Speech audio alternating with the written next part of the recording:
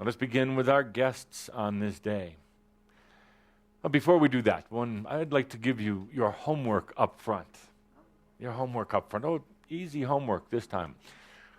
There's one thing I'd like you to leave behind. You've brought it over from last year, actually last lifetime, actually from a long time ago, something you've been carrying with you.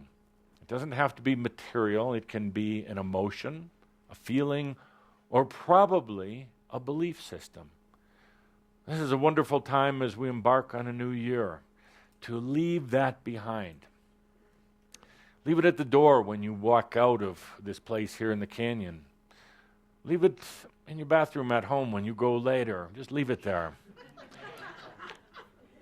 Leave it behind as you go into this new year. You don't need it. And I'd like you to do some breathing with it. What is it? You've been feeling it, even thinking about it lately. You've been feeling this weight, this burden. But sometimes when you try to look at it directly, it disappears. It goes back into a vagueness, back into unclarity. But there's something in your life. Now, you're racing right now in your mind. Let's stop that. Let's go into the feeling. The feeling is an all-encompassing part of you that integrates the body, the mind, and the spirit. The feeling is the opening of your senses and your awarenesses, the physical senses as well as your divine senses. There's something that you've been dragging with you like a ball and chain, like you had to drag it with you. Maybe it's an old karmic relationship. Maybe it's an old belief system. Belief in good and bad as you used to know it. Maybe it's a belief in unworthiness. Maybe it's a belief in that life has to be hard. It has to be a struggle in order for it to be worthwhile. Maybe it's a belief that you're waiting for something to happen rather than making it happen. A belief that it's coming to you, but you keep it coming to you rather than delivering it into your now moment. A belief that it's better to have dreams as dreams rather than dreams as reality. Sometimes it's so much easier to daydream about what could be, but terrifying to have that brought into your reality because it may not be as good as what you dreamed. Sometimes it's better to keep dreams in a separate reality, in a separate world, because perhaps they're safe. Your dreams, your aspirations, your heart, your playfulness, your creativity, you keep somewhere else. Because what if it came to earth and it was destroyed? Like a physical body gets destroyed. Like goals get destroyed. Maybe that's an old belief system, Shambra. An old belief system that you can leave behind. Oh, it'll be cleaned up by the angelic beings. It'll be cleaned up by all the little multi-dimensional insects that devour the energy, tear it apart, and return it back to natural, pure energy rather than stuck energy. So take a moment to feel. What is it that you choose to leave behind? And I underline the word choice. You don't have to do hocus pocus here.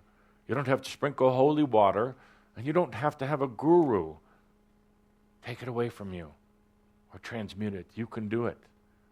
That's the beauty of new energy. You can do it. What do you choose to leave behind? What type of void does it leave? What game do you have to give up playing? Why did you carry it with you for so long? It must have served a purpose. And what are you going to miss about it when you leave it behind? Now, I would caution you and say, when you leave it behind, don't look back. Don't look back. There is that tendency, there's an old biblical story, I believe, about it. about looking back. Don't look back, because it's merely a symbol saying that maybe you're really not ready to let it go. When you let it go, let it go. Don't keep it in a static dimension. Don't leave it there just in case you change your mind. Make a choice and let it go. I'd like you to communicate with each other in your internet mechanism, on your message board. Share with each other about what you've let go so others can feel the passion behind it, and also perhaps the struggle and the joy behind it. Share from your heart. Share from your integrity and your authenticity. When you let it go, don't look back. Oh, I'll put a few footnotes in here, especially if it's a relationship.